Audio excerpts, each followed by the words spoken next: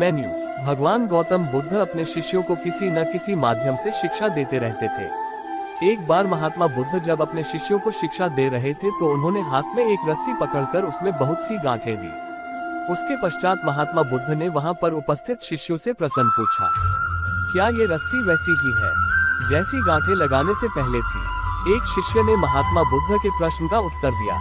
वह कहने लगा कि गुरुजी, एक दृष्टिकोण से देखें तो ये रस्सी वैसी ही है जैसी पहले थी, लेकिन अगर दूसरे दृष्टिकोण से देखें तो रस्सी में 3 गांठें पड़ चुकी है, इसलिए देखने में इसका स्वरूप कुछ बदल चुका है।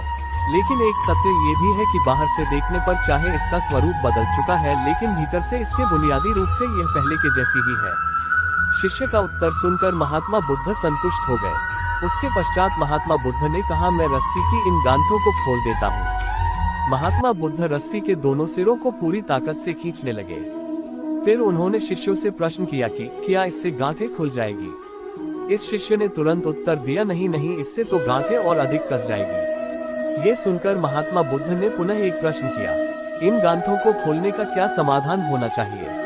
शिष्य तुरंत बोला, गुरुजी, हमें इन गांठों को ध्यान से देखना चाहिए कि इसकी गांठें कैसे लगाई गई है। उसके पश्चात इनको खोलने का प्रयत्न करना चाहिए। शिष्य का उत्तर सुनकर महात्मा बुद्ध मुस्कुराते हुए बोले कि जीवन का यही सूत्र मैं आप लोगों को समझाना चाहता हूँ। आप जीवन में जब कभी भी किसी समस्या में फंसे तो सबसे पहले उस समस्या का कारण ढूंढें और फिर उसका निवारण करें। व्यवहारिक जीवन में लोग समस्या का कारण जाने बिना ही उसका समाधान ढूंढने की कोशिश करते हैं, जिस कारण उनको उचित परिणाम नहीं मिल पाता। महात्मा बुद्ध शिष्य को कहने लगे कि बहुत से लोग मुझसे पूछते हैं कि आपने क्रोध को कैसे समाप्त करें, लेकिन कभी किसी ने यह नहीं पूछा कि मुझे क्रोध क्यों आता है।